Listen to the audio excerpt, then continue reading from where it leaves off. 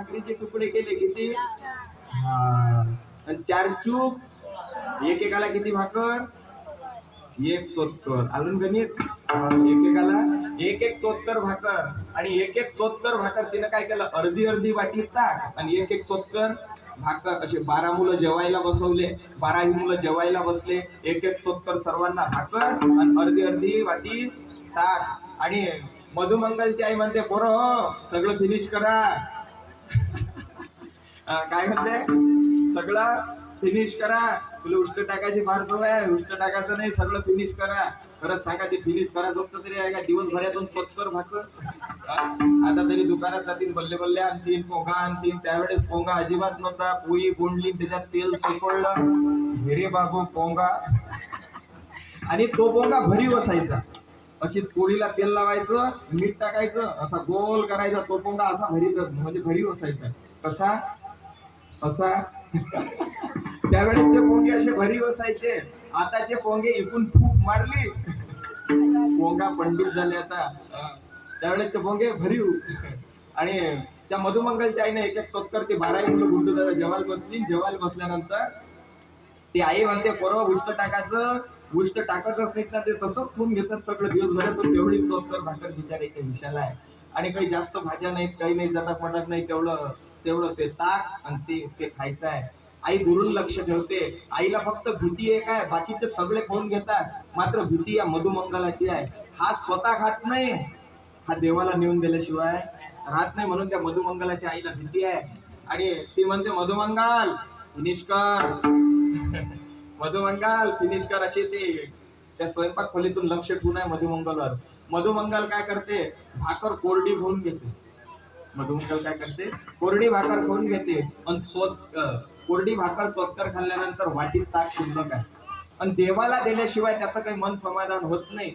आणि आज भाकर खाते, ताक का देवासाठी घेते? कारण देवाला ताक आवडते, फोडणीचं म्हणतो. आणि मधुमंगलने काय केलं? ते अर्धी वाटी ताक आपल्या तोंडात घेतलं.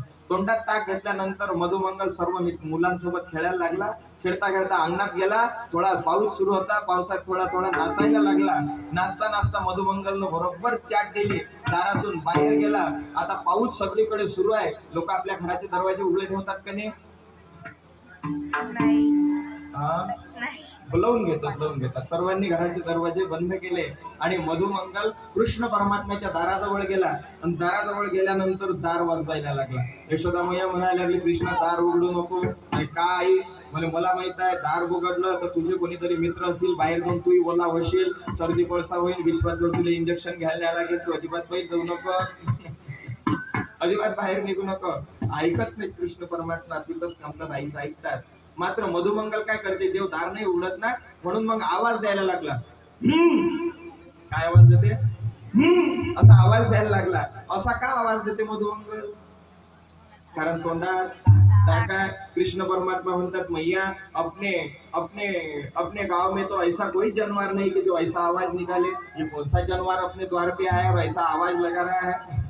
मग कृष्ण परमात्म्याला समजते की जानवर 4 पायाचं नाही, आपलं गिऱ्हाईक आहे 2 पायाचं. म्हणून भगवान परमात्मा येतात आणि आल्यानंतर दार उघडतात.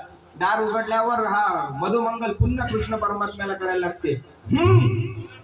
अरे मधुमंगल सरळ बोल ना, असं का करतो? हो का करतो? काय झालं तुला? काय म्हणायचं आहे? तो मधुमंगल म्हणते, काय म्हणायचं आहे त्याला? काय म्हणायचं आहे? तो तसा काही उघडत नाही. काय? मात्र मग मधुमंगल काय करते? असा आपला पाय उचलते आणि देवाचा जो पाय समोर आहे ना, त्या पायावर आपली टाक अशी पाय देवाच्या पोटावर लाथ आपटल्याबरोबर देव काय करते? करा ना. अशी बोटावर लाथ मारल्यानंतर पायाच्या काय होते लगेच? करा ना. मग तुम्ही खरंच करा ना. काय करते देव? देवानं केलं. देवानं काय केला? जसा देवानं केला तशी मधुमंगलनं पिचकारी मारली. तुम्ही केला असतात नाही मारली असती. जसा मधुमंगलनं केला तशी देवानं पिचकारी मारली. आणि पिचकारी मारल्यानंतर जगाचा मालक त्या मधुमंगलाच्या तोंडात किती वेळ राहिलेलं ते ताक आहे, त्याची लाई त्याच्यात. मात्र एवढीही ती पिचकारी मारलेलं त्या मधुमंगलाच्या तोंडातलं ताक देव आपल्या आतमध्ये गिळून घेतात आणि देवही नाचायला लागतात. हे दृश्य आमचे संत श्रेष्ठ जगद्गुरु तुकाराम महाराजांना पाहिलं महाराज. आणि मग तुकाराम महाराजांना पाहिल्यानंतर तुकाराम महाराज म्हणायला लागले, Hey,